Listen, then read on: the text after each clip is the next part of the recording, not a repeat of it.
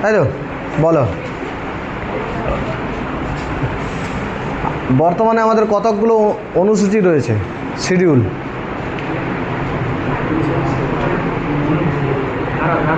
অনুসূচি, ধারা আর অনুচ্ছেদের মধ্যে পার্থক্য কি? হ্যাঁ, ধারা আর অনুচ্ছেদের মধ্যে পার্থক্য কি?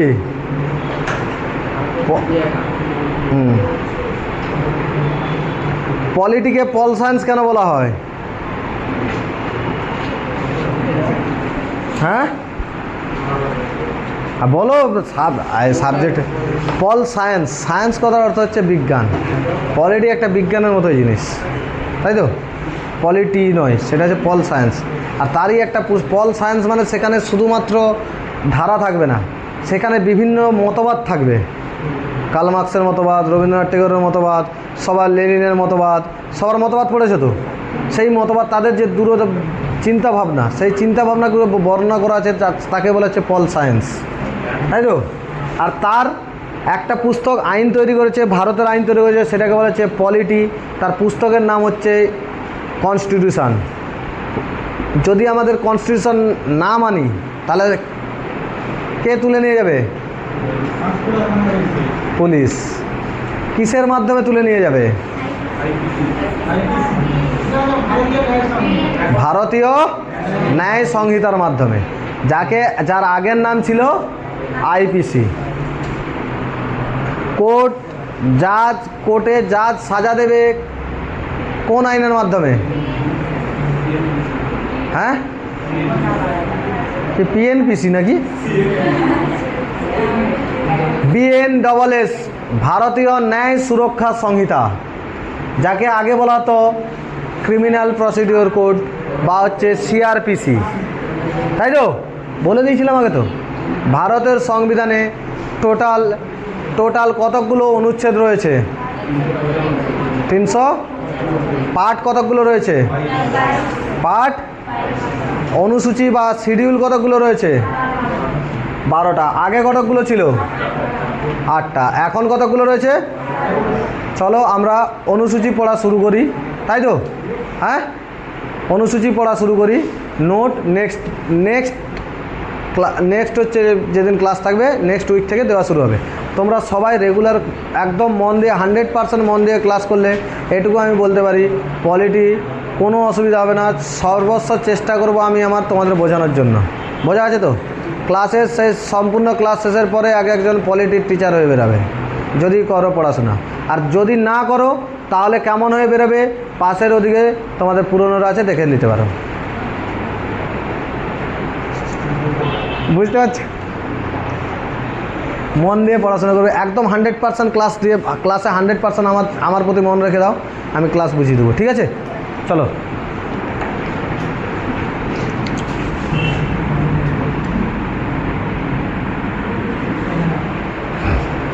পলিটি পড়বো, তাই তো? দেখো, শিডিউল পড়বো। প্রথমে ছোটোগুলো শেষ করে দিই, তারপরে অনুচ্ছেদে আসবো, তাই তো? শিডিউলকে আমরা বাংলায় বলি কি? শিডিউলকে বাংলায় বলি কি? অনুসূচি। শিডিউলকে বাংলায় কি বলি? অনুসূচি। শিডিউলকে বাংলায় কি বলি? অনুসূচি। বোঝা গেছে তো? হ্যাঁ, একদম ক্লিয়ার। আমরা একে অনুসূচি বলি, বা একে আমরা কি বলতে পারি? তফসিলি। এইটা আমি বলতে পারি। বর্তমানে কতগুলো শিডিউল রয়েছে? 12টা শিডিউল রয়েছে। এক এক করে পড়ি। আগে কতগুলো ছিল? আগে 8টা ছিল, এখন 12টা। তার মানে এই যে 12টা হয়েছে এখন, এই যে 12টা এখন হয়েছে, তার মানে এই যে 8টা থেকে 12টা হয়েছে, সংবিধানে কোনো যদি যোগ করতে হয়, তাহলে কনস্টিটিউশন অ্যামেন্ডমেন্টের প্রয়োজন। অর্থাৎ কনস্টিটিউশন, এবারে তোমাদেরকে কিছু ইংলিশ টার্ম জানতে হবে, তার আমি বাংলা টার্মও বলে দেবো, ইংলিশ টার্মের সঙ্গেও পরিচিত হতে হবে। কনস্টিটিউশন অ্যামেন্ডমেন্ট মানে হচ্ছে সংবিধান সংশোধন। কনস্টিটিউশন অ্যামেন্ডমেন্ট মানে কি? সংবিধান সংশোধন। অ্যামেন্ডমেন্ট মানে সংশোধন। কনস্টিটিউশন মানে সংবিধান সংশোধন। সংবিধান কি? সংশোধন। ক্লিয়ার হয়েছে? কনস্টিটিউশন অ্যামেন্ডমেন্ট আগে বোঝো। এই যারা যারা লিখছো লেখা বন্ধ করে দাও, আগে বোঝো ভালো করে।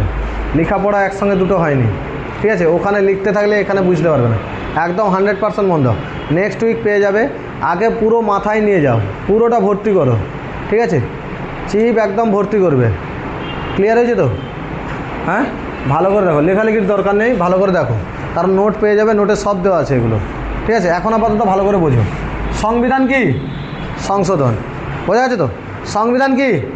সংশোধন। আমরা সংবিধান 8 থেকে যে 12 পর্যন্ত গেছে, সংবিধান সংশোধন হয়েছে নিশ্চয়ই। সংবিধান সংশোধন হয়েছে, সেটা যখন 8 থেকে 12 পড়বো, 9, 10, 11, 12 পড়বো, তখন বলবো কোন কোন সংবিধান সংশোধন হয়েছে, ঠিক আছে?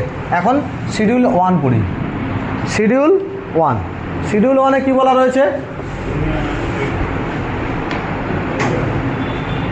কেন্দ্র ও রাজ্যের ক্ষেত্রফল, centre and state. Centre and কি? স্টেট। কেন্দ্র রাজ্যের ক্ষেত্রফল। বোঝা গেছে তো? দেখো, সংবিধানের বই যেরকম সংবিধান লেখা হয়েছে, সংবিধানের শিডিউলকে বাইরে রাখা হয়েছে কেন বলো দেখি? শিডিউল এত একটা জিনিস, হেজি জিনিস, শিডিউল তাকে বাইরে রাখা হয়েছে কারণ সংবিধান যদি সব কিছু সংবিধানের মধ্যে দিয়ে দেয়, সংবিধান বড় হয়ে যাবে।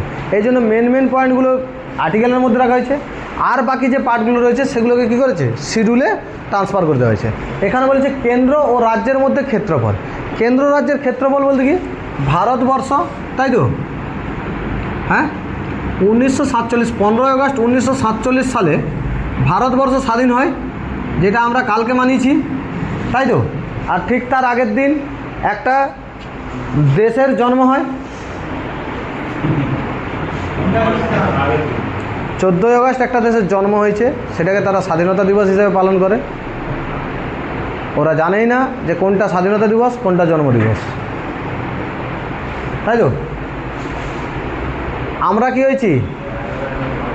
স্বাধীন হয়েছি। আর ওরা কি হয়েছে? জন্ম হয়েছে।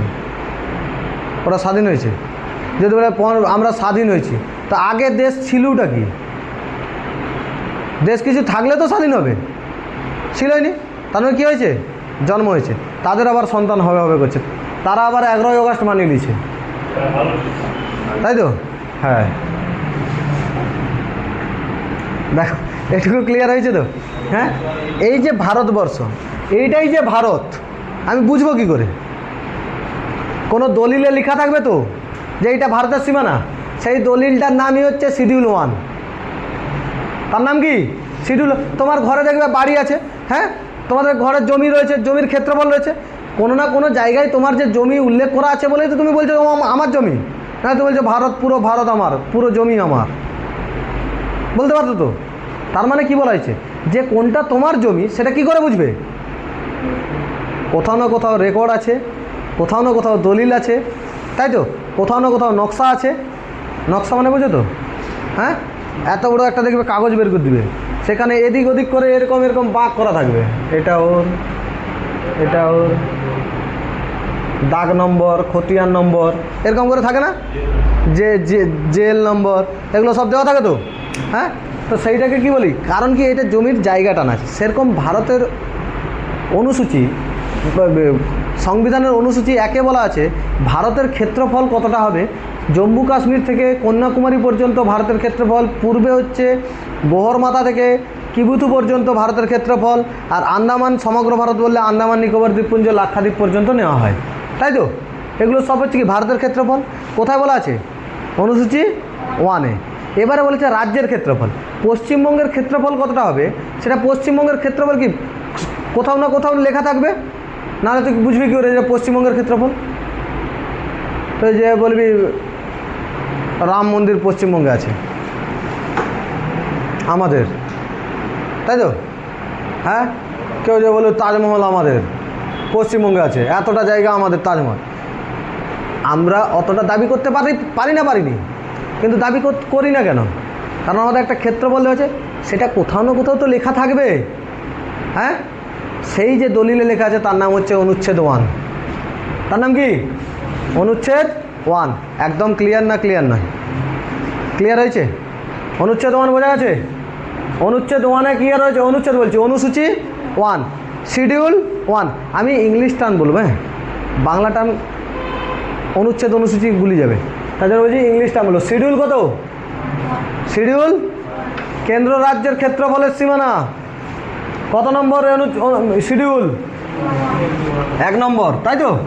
কত নম্বর শিডিউল? 1 নম্বর। ক্লিয়ার হয়েছে না হয়নি? 1 নম্বর। এবার দেখো 2 নম্বর। 2 নম্বর বলা আছে বেতন, স্যালারি। বেতন কি ইংরেজিতে? স্যালারি। এবারে কার কার বেতনের কথা বলা থাকবে? দেখো, বেতন অনেকের হয়, তোমরাও যে আমাকে দিচ্ছ বেতন, এটা কি সংবিধানে লেখা থাকবে? এটা অনুসূচিতে লেখা থাকবে? শিডিউলে লেখা থাকবে? হ্যাঁ, তাহলে সব টিচারের বেতন সেম হতো। অনুসূচিতে বা শিডিউলে যদি লেখা থাকতো সবার বেতনই সেম হতো। কারণ কি, টিচার বা হচ্ছে লেখা আছে যে কম্পিটিটিভ কোচিং পড়ালে এটা দিতে হবে। কালকের সব থেকে বড় আপডেট, আমাদের প্রধানমন্ত্রী ঘোষণা করেছে ফ্রি কোচিং দেবে। ফ্রি কোচিং দেবে স্কিলের উপরে, কালকে ঘোষণা করেছে 15ই আগস্ট, তাই তো? তোরা কি ভাবছিস? খুব খুশি। ফ্রি কোচিং দিলে সত্যি খুব খুশি হয়ে যাবো আমি, যদি দেয় ফ্রি স্কিলের ওপর কোচিং বা ইসের ওপর কোচিং, কম্পিটিটিভের যদি কোচিং দেওয়া হয়, সব থেকে বেশি খুশি হবে। জীবনে দেবেন, কনফার্ম থাকতে পারি। বোঝা গেছে তো? 2-3টে কোশ্চেন দেবে এটা বলেছে, খুব খুশি, তাই তো? হ্যাঁ, কিন্তু 2-4টা কোশ্চেন জিজ্ঞাসা করার দরকার ছিল। ফ্রি কোচিংয়ের বেস কি হবে? যেখান থেকে আপনারা টিচার আনবেন, সেই টিচারদের বেতন কোথা থেকে আসবে? কিভাবে বেতন দেবেন? কত টাকা ওর পিছনে বরাদ্দ রাখবেন? স্টুডেন্টের সংখ্যা কত?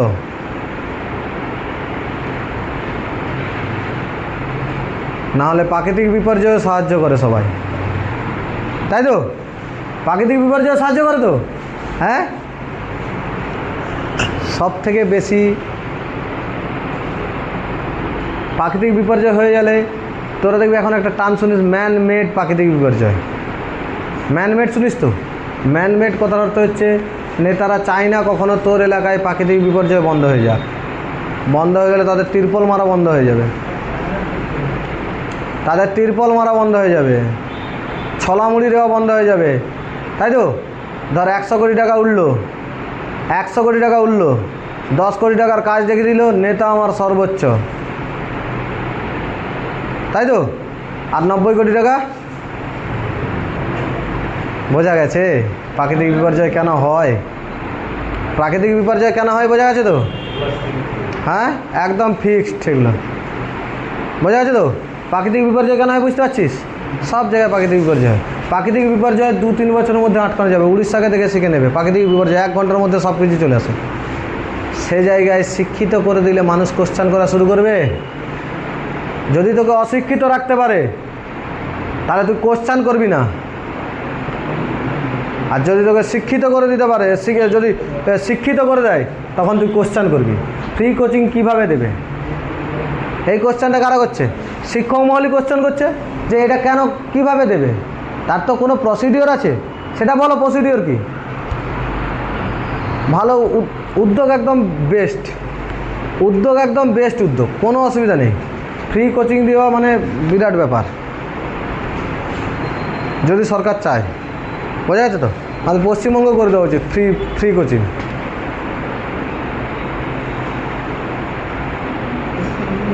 সব কিছু তুই ফ্রিতে পাবি, চাল ডাল গম 2 টাকা 3 টাকায় পাবি। একটাই জিনিস তুই পাবি নি কমে, সেটা হচ্ছে শিক্ষা। রেশন দোকানে চাল 2 টাকায়ও পাবি, গমও 2 টাকায় পাবি, আটাও 2 টাকায় পাবি। ওই 2 টাকা মানে একটু এদিক ওদিক বেশি, কিন্তু শিক্ষা পাবিনি। কারণ তোকে যদি চাল গম দেয় তুই খুশি হয়ে তাকে বলবি ভোট দিবি, আর তোকে যদি শিক্ষা দেয় তুই মানুষ বুঝে ভোট দিবি। হ্যাঁ, সরকারি শিক্ষিত আর শিক্ষাদানের মধ্যে পার্থক্য বুঝো। সরকার দায়িত্ব নিচ্ছে ক্লাস 8 পর্যন্ত, 14 বছর, তাই তো? তোকে 14 বছরে স্কুল জামা দিবে, প্যান্ট দিবে, জুতা দিবে, বুট দিবে, সাইকেল দিবে, খাবার দিবে, তারপরে তোকে হচ্ছে বই খাতাপত্র দিবে, স্কুল ব্যাগ দিবে। 9-এ উঠে গেলে কিচ্ছু পাবিনি। সেটা স্বাক্ষর করা হচ্ছে তোকে। সরকার কি করছে? স্বাক্ষর করছে। সরকার দেখাতে যায় যে আমার ভারতবর্ষ পুরো স্বাক্ষরে ভর্তি। কোথায় করে দেও তো? সবাইকে গ্র্যাজুয়েশন কমপ্লিট করতে হবে, একদম ফান্ডামেন্টাল রাইট। গ্র্যাজুয়েশন সবাইকে কমপ্লিট করতে হবে, ওটা জীবনের রুল আছে। বোঝা গেছে তো? সেই যে এই যে টাকা পয়সা সব বেতন, বেতন কার বেতনের কথা বলা থাকবে? আমার বেতন, তোর বেতন, তোরা চাকরি পেয়ে যাওয়ার পরে তোদের যে বেতন দিবে সেই সব বেতনের কথা বলা থাকবে না। তোদেরকে বলা হয়, তোরা যে চাকরি করবি তোদেরকে বলা হয় এক্সিকিউটিভ ডিপার্টমেন্ট। তোদের ডিপার্টমেন্টের কাজ কি? তোরা হচ্ছে এক্সিকিউটিভ। তোদের ডিপার্টমেন্টের কাজ কি? এক্সিকিউটিভ। দেখবি তোদের অনেকগুলো থানা আছে, তোরা পুলিশের পেলে থানায় যাবি, তাহলে এক্সিকিউটিভ ডিপার্টমেন্ট। তোরা যে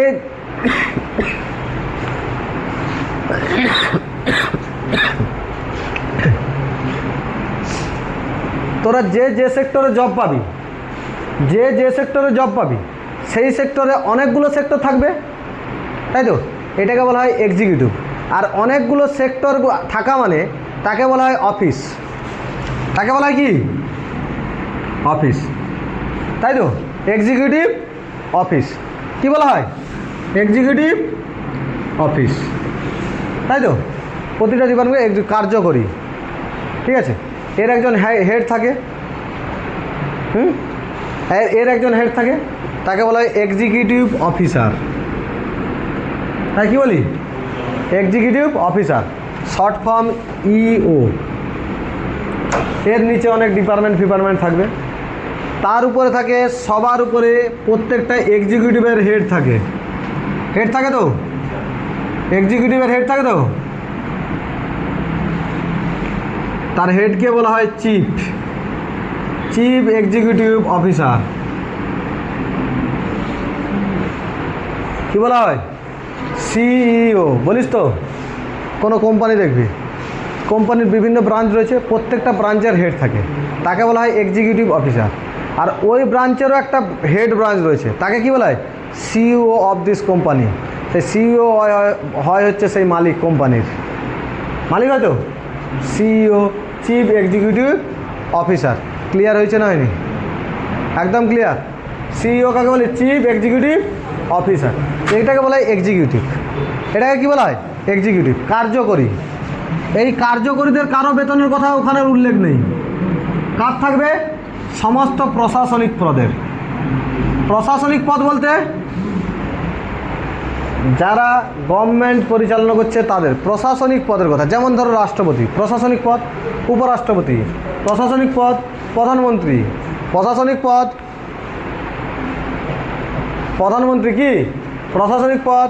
মুখ্যমন্ত্রী কি? প্রশাসনিক পদ। ক্যাবিনেট মিনিস্টার কি? প্রশাসনিক পদ। এদের সমস্তদের কিসের কথা বলা থাকবে? হ্যাঁ, বেতনের কথা। কত নম্বর আর্টিকেলে, কত নম্বর শিডিউলে? 2 নম্বর। বোঝা আছে তো? 2 নম্বরে কী বলা থাকবে? বেতন। এবারে বেতনে কার কি বেতন হয় সমস্ত কথা লেখা আছে কথা। তো তুই যদি পড়িস যে রাষ্ট্রপতিকে বেতন দিতে হবে, উপরাষ্ট্রপতিকে বেতন দিতে হবে, ক্যাবিনেট মিনিস্টারদের বেতন দিতে হবে, সেটা পড়বি কোথায়? সংবিধানে। কিন্তু কত বেতন দিবা হবে সেটা জানতে গেলে কোথায় আসতে হবে? শিডিউলে আসতে হবে। আমাদের এখন বর্তমান রাষ্ট্রপতির বেতন জানিস? হ্যাঁ, 5 লাখ। রাষ্ট্রপতির বেতন কত? 5 লাখ। উপরাষ্ট্রপতির 4 লাখ। কে 5.5 বলছে? রাষ্ট্রপতির 5, উপরাষ্ট্রপতির 5.5।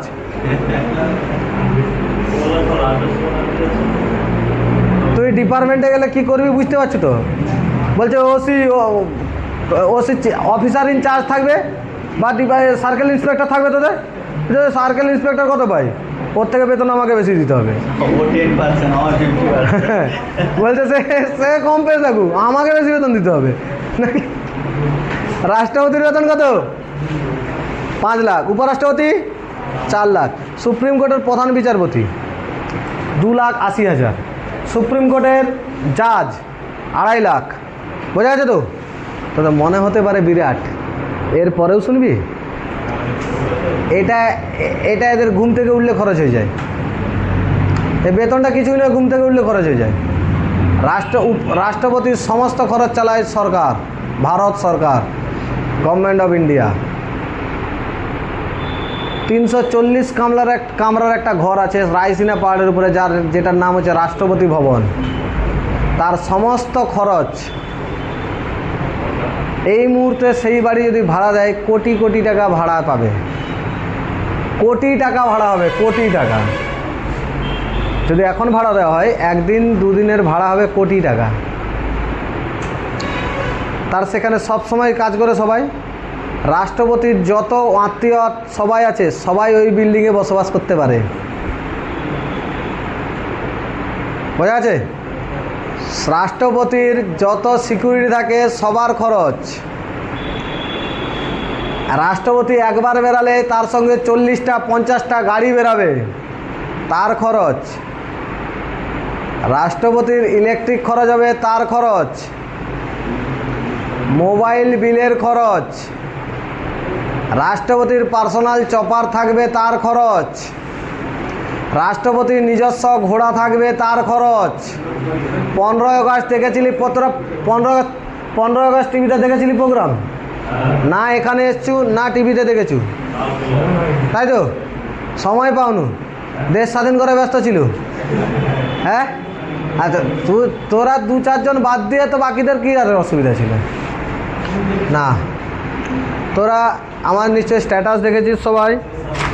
স্ট্যাটাস দেওয়ার অর্থই হচ্ছে, এই স্ট্যাটাস দেওয়ার অর্থই হচ্ছে শুধুমাত্র বাকি সবাইদের ইন্সপায়ার করা, বোঝা আছে? সবাই ওরা যে কাজটা করেছে ওদের মতো সবাই চাইবি, যতটা তোদের প্রয়োজন, যতটা তোরা পারবি তোদের কাছ থেকে সবাইয়ের জন্য ওটা করার চেষ্টা করবি, বোঝা গেছে তো? সবাই চেষ্টা করবি ওটা, ঠিক আছে? হ্যাঁ, ওরা এই 4-5 জন 6 জন 7 জন যারা ছিল খুব ভালো কাজ করেছে, ঠিক আছে? এরকম সবাই চাইবি নিজের থেকে যতটা সম্ভব, ঠিক আছে? তোর কাছে যদি 100 টাকা থাকে, কাউকে যদি ক্ষুধার্ত দেখিস, তাকে দরকার পড়লে টাকা দেওয়ার বদলে 50 টাকার খাইয়ে দে, ওপরে যিনি আছেন উনি সব কিছু দেখে নেবেন, ঠিক আছে? এরা এদের যত সামান্যটুকু যেটুকু ছিল সেটুকু খরচ করে তাদের লেবার দিয়ে সমস্ত কিছু করেছে, হয়ে যেত? পুরো সমস্ত কিছু করেছে, যত কিছু ছিল। খুব খুশি হয়েছি আমি স্ট্যাটাসও দিয়েছিলাম, তাই তো? আমার স্ট্যাটাস মনে হয় এখনও আছে, দেখে নিবি, বোঝা গেছে তো? সবাই যে যার জায়গা থেকে যতটা সম্ভব পারিস চেষ্টা করবি। শিক্ষা আমাদের এটা শেখায় না যে শুধু চাকরি পেতে হবে, শিক্ষা আমাদেরকে শেখায় মানুষের মতো মানুষ হতে হবে, বোঝা গেছে তো? তার জন্য যদি কিছু জায়গায় কিছু আগাছা জন্মে যায়, তাকে ঘাস মারা দিয়ে উড়িয়েও দিতে হয়, বোঝা গেছে তো? পুকুর স্বচ্ছ জল রাখতে গেলে কোথাও না কোথাও আগাছা উঠবেই, সেই আগাছা দমন করার একটাই প্রসেস, হয় ছেঁকে বের করে দাও, আদারওয়াইজ সেখানে ব্লিচিং দিয়ে দাও, অথবা ওই জলকে সম্পূর্ণভাবে নিষ্কাশন করে বের করে দিয়ে পুরো জলকে মেরে দিয়ে ঘাস সম্পূর্ণ উপড়ে ফেলে, আগাছা সম্পূর্ণ উপড়ে ফেলে নতুন করে জল ভরো। পুকুর ভরিয়ে জমাট করে দেওয়া নয়, বোঝা গেছে তো? পুকুর ভরিয়ে ভরাট করে দেওয়া নয়, শুধু আগাছাগুলোকে বের করে দেওয়াটাই কাজ। ক্লিয়ার হয়েছে তো? জীবনে অনেক আগাছা আসবে এরকম, তোমরা তোমাদের মতো কাজ করে যাও, ঠিক আছে? পেছনে সব সময়, হ্যাঁ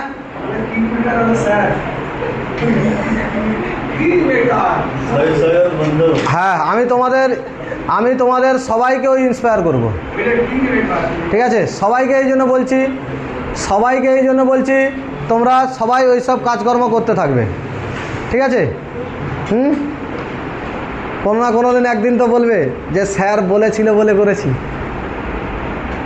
হ্যাঁ এতেই খুশি আমি। ঠিক আছে, চলো 2 নম্বর বোঝা আছে? 2 নম্বর বোঝা আছে?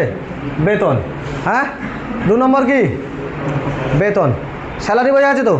হ্যাঁ, কোন সংবিধান কেমন শিডিউল কেমন সাজানো আছে রে। প্রথমে রাজ্যের ক্ষেত্রফল সব বলে দিচ্ছে, দিয়ে 2 নম্বর বলেছে কি? 2 নম্বরে লাগিয়ে দিচ্ছে বেতন। নেতা মন্ত্রীদের কাজ কি? টাকা না দিলে শপথ লিবনি। শপথ যদি দিতে হয় আগে টাকা পকেটে দাও, তাহলে শপথ নেব, না হলে শপথ নেব না। বোঝা গেছে? তো সাজানো আছে দেখছিস, কেন্দ্র রাজ্যের ক্ষেত্রফল, তারপরে বলেছে পুটক করে বেতন। 3 নম্বর কি বলেছে? বেতন নেওয়া টেওয়া হয়ে গেল, শপথ। এবারে কি?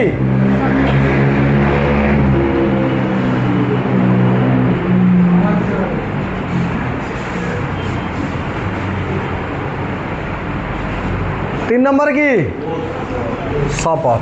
শপথকে আমরা ইংরেজিতে কি বলি? শপথকে আমরা ইংরেজিতে কি বলি? Oath. Oath and affirmation. Oath and affirmation.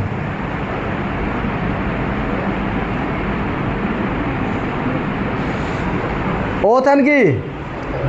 Affirmation. Oath and affirmation. শপথ।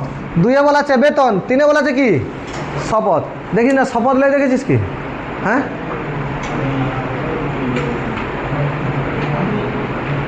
আমি নেড়া কুমার শপথ করিতেছি যে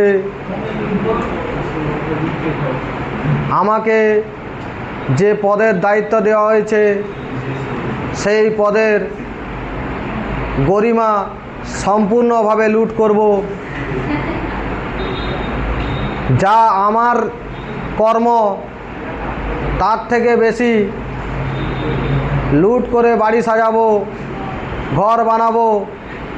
আমি এই মর্মে শপথ করছি, হাওয়ায় জাহাজে আমি উড়ব, কিন্তু কোনো সাধারণ মানুষকে হাওয়ায় চপ্পল পরার মতো সুযোগ ছাড়ব না। আমাকে যে দায়িত্ব দেওয়া হবে সেই দায়িত্ব সম্পূর্ণ দায়িত্ব সহকারে, সেই দায়িত্ব সহকারে আমি সেই কাজকে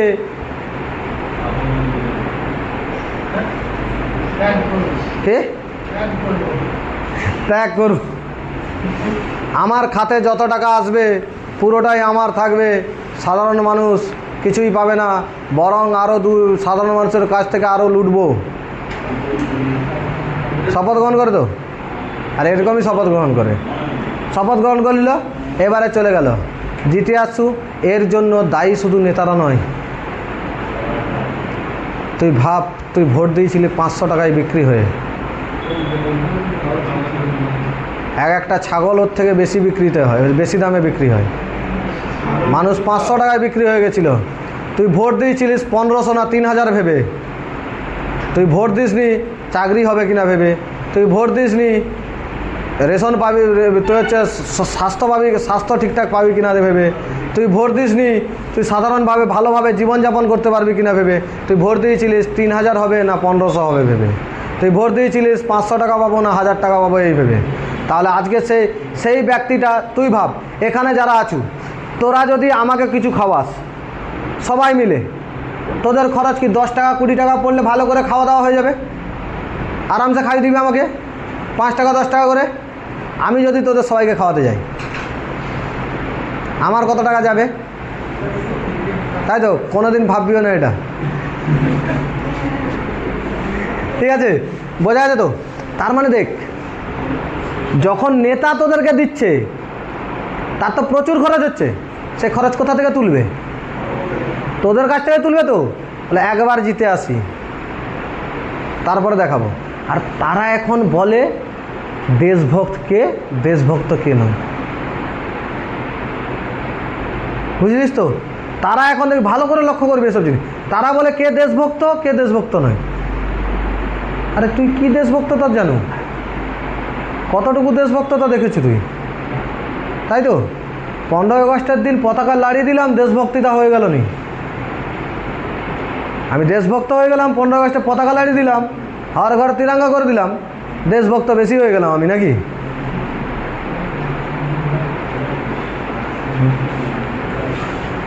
বোঝা গেছে তো? ক্লিয়ার হয়েছে তো? নেতারা কেমন শপথ নেয়, ওই শপথও যদি ওইখানে কনস্টিটিউশনে বলা থাকতো।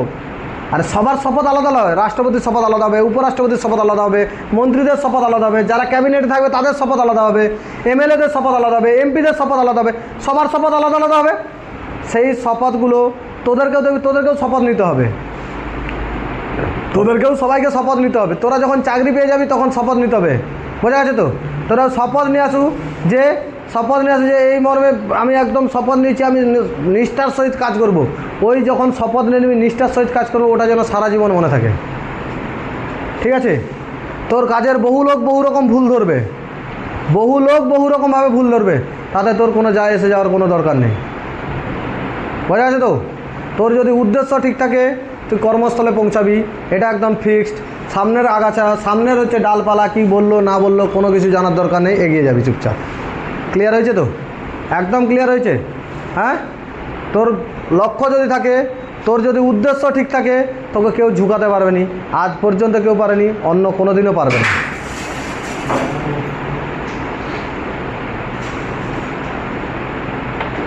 একদম ক্লিয়ার হয়েছে? শপথ বোঝা গেছে? হ্যাঁ, শপথ, এই শপথগুলো সবার কি আলাদা আলাদা আছে? সবাই এলো, দেখবি একটা করে চিরকুট নিয়ে আসে, জেরক্স করে নিয়ে আসে, দিয়ে পড়তে। আবার অর্ধেকগুলো তো পড়তেও পারেন। আমি দেখবি শপথ একজন কেউ না কেউ পড়ায়। যখন শপথ কে কাকে পড়ায় সেটা যখন টাইম আসবে, অনুচ্ছেদ পড়াবো তখন বলবো কে কাকে শপথ পড়াবে, কি পড়াবে, সমস্ত কিছু বলা থাকবে। এখানে শপথটা কি পড়া হয় বলা আছে। তাহলে শপথ কে কাকে পড়াবে সেটা পড়তে হলে কোথায় যেতে হবে? অনুচ্ছেদে। আর শপথ কি আছে, কি শপথ পড়বে সেটা জানতে গেলে কোথায় আসতে হবে? শিডিউলে আসতে হবে। ক্লিয়ার হয়েছে না হয়নি? একদম ক্লিয়ার? হ্যাঁ, বোঝা আছে তো? বোঝা আছে? হ্যাঁ, 4 নম্বরে দেখো। 4 নম্বরে বলা হচ্ছে রাজ্যসভার সিট। কার সিট? রাজ্যসভার সিট। আমাদের সংসদ বলা হয়, পার্লামেন্টকে সংসদ বলে। পার্লামেন্টকে কী বলি বাংলায়? সংসদ। এতে যেসব সদস্যরা যারা থাকে তাদেরকে বলি মেম্বার অফ পার্লামেন্ট। তাদেরকে কি বলি? Member of parliament. Member of parliament, MP. Member of parliament, MP. Member of পার্লামেন্টকে কী বলি? এমপি। ক্লিয়ার হয়েছে তো? মেম্বার অফ পার্লামেন্টকে কী বলি? এমপি। একদম clear? Member of parliament, MP. এইটা হচ্ছে আমরা আমাদের পার্লামেন্টকে দুটো কক্ষে ভাগ করি। একটা হচ্ছে লোকসভা, আর একটা কি? রাজ্যসভা। কক্ষ যটাই হোক না কেন, পার্লামেন্টে যারাই থাকবে তারাই কি এমপি হবে। তাহলে লোকসভার মেম্বার হলেও এমপি, রাজ্যসভার মেম্বার হলেও মোদের এলাকার দেব এমপি। হ্যাঁ, কোথা থেকে আছে? আমরা নির্বাচিত লোকসভা থেকে আছে। এখানে তো দেব তো। হ্যাঁ, বোঝা গেছে না যায়নি? মেম্বার অফ পার্লামেন্ট, এমপি বলা হয়। এটা লোকসভা। লোকসভায় তো আমরা নিজেরা নির্বাচিত করে পাঠাই, কিন্তু রাজ্যসভায় কী করা হয়? লোকসভায় যাদেরকে নির্বাচিত করে পাঠায় তারাই ভোট দেয় রাজ্যসভায়। এবার রাজ্যসভার ক্ষেত্রফল অনুযায়ী, লোক সংখ্যা অনুযায়ী দেখে ভাগ করে দেওয়া হয় যে রাজ্যসভায় কোন রাজ্যের কতগুলো সিট হবে, কোন রাজ্যের কতগুলো সিট হবে, কোন রাজ্যের কত জনসংখ্যার উপর ভিত্তি করে, ক্ষেত্রফলের উপরে ভিত্তি করে কোন রাজ্যের কত সংখ্যক সিট রাজ্যসভায় দেওয়া হবে, সেটা কোথায় বলা থাকে? কত? 4 নম্বর অনুসূচিতে, শিডিউলে। রাজ্যসভা একটা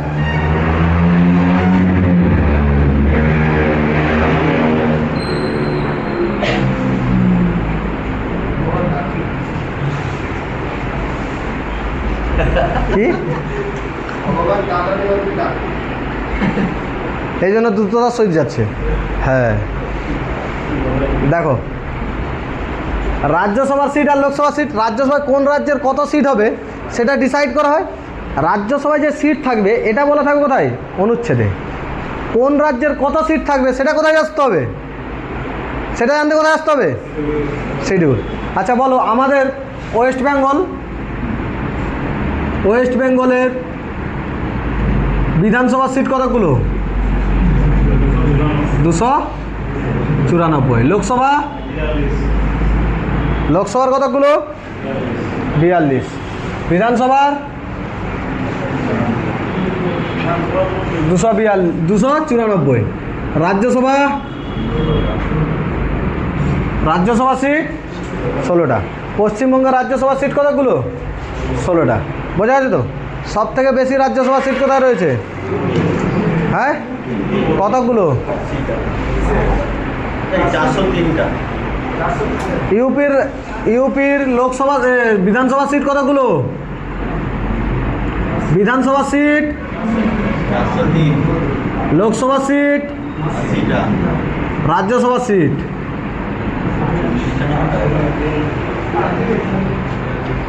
রাজ্যসভা সিট, হ্যাঁ বলো। হ্যাঁ 19।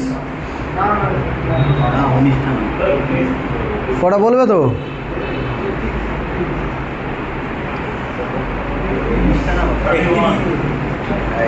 30 ছিল, 31 হয়েছে এখন, তাই তো? হ্যাঁ, সব থেকে। আর রাজ্যসভার সিট কতগুলো থাকবে তুই ভাব? রাজ্যসভার টোটাল সিট কত? 245টা। তো সমস্ত রাজ্য থেকে তো আসবে, তার কটা আছে? 31টা। কতগুলো? বোঝা যাচ্ছে তো? সব থেকে বেশি ইউপির বিধানসভার সিটে সব থেকে বেশি 403। লোকসভায় 80টা, তাই তো? বোঝা গেছে না যায়নি? ক্লিয়ার হয়েছে? তাহলে এই চারটা দেখো কেমন কেমন আছে। প্রথমে কেন্দ্র, রাজ্য, ক্ষেত্রফল। প্রথমে বলে দিল কার কোনটা রাজ্য হবে, কার কোনটা ঠিকানা হবে, কার কতটা জায়গা পড়বে, সব জরিপ ফরিপ করে বলে দিল। তো বড়ো ভাইয়ের ঠিকানা, বড়ো ভাইয়ের জমি বাম ধারেরটা, ছোটো ভাইয়ের জমি ডান ধারেরটা বলে দিল সব। হ্যাঁ, কিন্তু তো উপরে যে বসে তোর বাবা, তার জমি হচ্ছে পুরোটাই বলে দিল, তাই তো? এই জমিটা তোদের নামে লিখে দিলাম, তোরা চালা। কিন্তু যেদিন মনে হবে যে তোরা বাঁধরামি করতেছিস, সেদিন আবার জমি কেড়ে নেব। এটাই অনুসূচিতে বলা আছে 1 নম্বরে। ক্ষেত্রফল, ভারতের পুরো ক্ষেত্রফল বলছে। ভারতের মধ্যে এতগুলো রাজ্য পড়েছে, 28টা রাজ্য, 8টা কেন্দ্রশাসিত অঞ্চল, এদের সীমানা এই জায়গায় সীমানা। হ্যাঁ, বোঝা যাচ্ছে তো? সমস্ত ভারতের ক্ষেত্রফল, সমস্ত ভারতের ক্ষেত্রফল কত? 32,87,000। যে ভারতের ক্ষেত্রফল কত? 32,87,263। তোদের মনে রাখার দরকার নেই 263, তোরা পুরো টোটাল গোটাটা মনে রাখবি 32,87,000। বোঝা যাচ্ছে তো? কত মনে রাখবি? 32,87,000। এটা পুরো ভারতের ক্ষেত্রফল। পশ্চিমবঙ্গকে এতটা জায়গা দেওয়া আছে, ইউপিকে এতটা জায়গা দেওয়া আছে, রাজস্থানকে এতটা জায়গা দেওয়া আছে, সেগুলো ভাগ করে দেওয়া আছে কোথায়? শিডিউল 1-এ। এবারে বলে দেবে এর রাজ্য টাজ্য বলে দেওয়া হলো। এবারে বলছে ঠিক আছে, রাজ্য তো বলে দিচ্ছ, এবারে তাড়াতাড়ি বলো বেতন কথা বলো, বেতন, তাই তো? তোরা 15 আগস্ট পালন করার আগে বলছিল টিফিন কী হবে বলুন, টিফিন। তারপরে 15 আগস্ট আসবে, আমাদের বেতন বসে। ওটা তোদের বেতন, তাই তো? তাহলে টিফিন কী হবে বলুন? প্রথমে টিফিন, আরে উদ্দেশ্য কী ছিল? স্বাধীনতা দিবস পালন করা। বেতন না দিলে হয়? বোঝা গেছে তো? সেরকম কি নেতারা কি বলছে? বেতন আগে বলো, বেতন, বেতন আগে লিখো, আগে বেতন লিখো, কত হবে বেতন, তারপরে সব আলোচনা হবে। এরপরে বেতন কম পড়লে ভাগ। বোঝা যাচ্ছে? এই জন্য শিডিউল 2-তে বলে দিয়েছে কি, একজন কার কত প্রশাসনিক পদে যারা রয়েছে তাদের বেতন কত হবে। বোঝা গেছে তো? কার বেতন কত হবে। 3 নম্বরে বলছে ঠিক আছে বেতন লিখে দিচ্ছে তো, এবারে কাজ করব, কাজ করার আগে শপথ লিখি তো। বোঝা যাচ্ছে? বেতন দেখতে পেয়ে গেছি, ঠিকঠাক পৌঁছে গেছে, এবারে কাজ বুঝি তো। কাজ বোঝাবে, তার মানে কি? শপথ গ্রহণ। কাজ বোঝানো মানে কি? শপথ গ্রহণ। তুমি এই দায়িত্ব দেওয়া হয়েছে, তুমি এই কাজ বুঝে নাও। বোঝা যাচ্ছে তো? তোরা যে কোনো জায়গায় গেলে দেখবি এরকমভাবেই সাজানো থাকে, তাই তো? তোরা ইন্টারভিউ দিলেও, চতুর্দিকে ইন্টারভিউ দিলেও তোমার বেতন এত হবে, তোমার কাজে রাখা হবে, তোমার বেতন এত হবে, তাই তো? না আগে তোদেরকে বলে কাজ টাজ বুঝিয়ে দে, তারপরে বেতন বলে। আগে বেতন জানতে পারো তো, তারপরে তুই ওই কাজের যোগ্য হলে কি পাস? Job pass.